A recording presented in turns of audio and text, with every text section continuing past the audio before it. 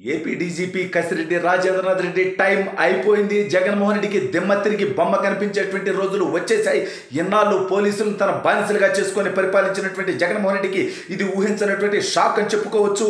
అదేవిధంగా జగన్మోహన్ రెడ్డి ఊహించినటువంటి వ్యక్తి కొత్త డీజీపీగా రాబోతున్నట్టుగా తెలుస్తుంది. అసలు ఇంతకీ ఈ డీజీపీని ఎందుకు లేపేశారు, కొత్త డీజీపీగా ఎవరు రాబోతున్నారు అనేది ఈ వీడియోలో వివరించబోయే ముందుగా ఇప్పటి వరకు మన ఛానల్ సబ్స్క్రైబ్ చేయని వాళ్ళు ఖచ్చితంగా సబ్స్క్రైబ్ చేయండి, మరో 10 మందితో చేయించండి. ఇక విషయానికి వస్తే జగన్మోహన్ రెడ్డికి గత 4 సంవత్సరాల 11 నెలలుగా పోలీసు వ్యవస్థలో డీజీపీలుగా ఉన్నటువంటి వాళ్ళు ఊడిగం చేస్తూ డీజీపీ అనే పదానికి ఉన్నటువంటి గౌరవాన్ని మంటగలిపినటువంటి నీచత్వానికి దిగజారిపోయారు. సవంగం అన్న దగ్గర నుంచి ఇప్పుడు ఉన్నటువంటి డీజీపీ కసిరెడ్డి రాజేంద్రనాథ్ రెడ్డి దాకా కడప జిల్లాకి సంబంధించినటువంటి వ్యక్తిని ఏరి కోరి తెచ్చుకున్నాడు.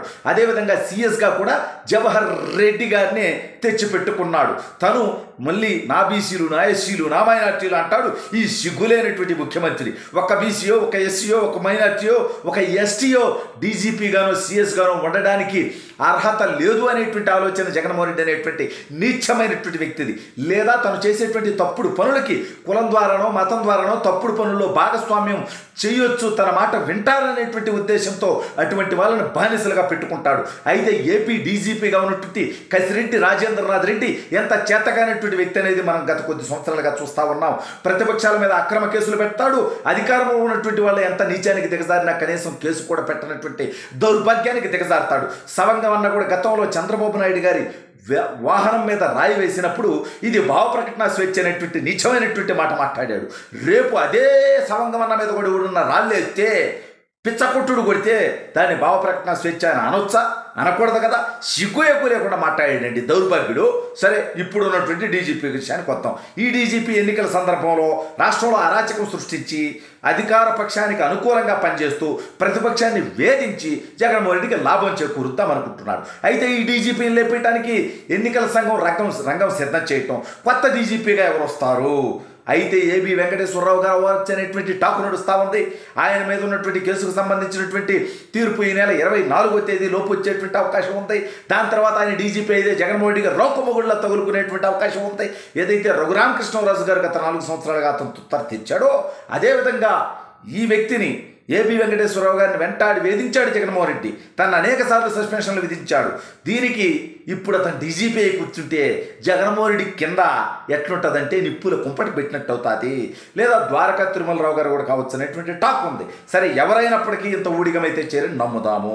అదేవిధంగా ఈ డీజీపీ గారిని ఎందుకు లేపేశారనేటువంటి ఆలోచనకు వస్తే సాక్షాత్తు ముఖ్యమంత్రి మీద రాయబడితేనే ఆపలేనటువంటి చేతగానటువంటి డీజీపీ ఇక రాష్ట్రంలో ఉన్నటువంటి సామాన్యుడికి రక్షణ కల్పిస్తాడా? ఇందుకే కదా అమర్నాథ్ గౌడ్ మీద వైసీపీ నాయకులు పెట్రోల్ పోసి తగలబెడితే వాళ్ళ మీద చర్యలు తీసుకున్నటువంటి నీచమైనటువంటి వ్యక్తి. తెలుగుదేశం పార్టీ ఆఫీస్ మీద దాడి జరిగితే చర్యలు తీసుకునేటువంటి దౌర్భాగ్యమైనటువంటి వ్యక్తిగా ఈ వ్యక్తి చరిత్రహీనుడిగా మిగిలిపోబోతా ఉన్నాడు. అనేక రకాలైనటువంటి దుర్మార్గ పనులు వైసీపీ చేస్తే వాటిని అడ్డుకట్ట వేయలేనటువంటి ఈ వ్యక్తి మీద ఇప్పుడు కేంద్ర ఎన్నికల సంఘం ఇతన్ని లేపేసి, గతంలో చూసాం మనం ఆల్రెడీ కొంతమంది ఎస్పీలను ఇక్కడి నుంచి లేపేసి పంపించడం జరిగింది, కొంతమంది కలెక్టర్లను లేపేసి పంపించడం జరిగింది, ఎన్నికల విధుల నుంచి అనేక మందిని దూరం పెట్టడం జరిగింది. వాసుదేవరెడ్డి అనేటువంటి బెవరేజ్ కార్పొరేషన్ ఎవరైతే నడుపుతా ఉన్నాడో అతన్ని పీకి పట్టడం జరిగింది. ఈ రకంగా జగన్మోహన్ రెడ్డికి ఊడిగం చేసేటువంటి ప్రతి ఒక్కడు గుర్తుపెట్టుకోవాల్సింది ఏంటంటే జగన్ అనేటువంటి తప్పుడు వ్యక్తికి తన తండ్రి అధికారంలో ఉన్నప్పుడు సహకారం అందించినందుకు ఐఏఎస్లు, ఐపీఎస్లు, మంత్రులు, శాసనసభ్యులు, పారిశ్రామికవేత్తలు జైలు పాలయ్యారు. ఎప్పటికీ కోర్టుల చుట్టూ తిరుగుతూ ఉన్నారు. ఇప్పుడు తను స్వయంగా ముఖ్యమంత్రిగా ఉండేటువంటి చేసేటువంటి తప్పుడు పనులు ఎవరైతే భాగస్వామ్యం అవుతున్నాడో ఐఏఎస్లు, ఐపీఎస్లు, పోలీసులు, ప్రభుత్వాధికారులు, పారిశ్రామికవేత్తలు, వైసీపీ నాయకులు, మంత్రులు, శాసనసభ్యులు వీళ్ళందరూ కూడా రాబోయే రోజుల్లో జైలు పాలయ్యేటువంటి పరిస్థితి. వీళ్ళందరూ కూడా చట్టం ముందు చేతులు కట్టుకొని నిలబడేటువంటి పరిస్థితి. మీ అందరితో తప్పుడు పనులు చేపిస్తూ ఉన్నాడు. ఎంపీ దగ్గర నుంచి నా దాకా అనేక మంది మీద సిఐడి థర్డ్ డిగ్రీలు ప్రయోగించింది.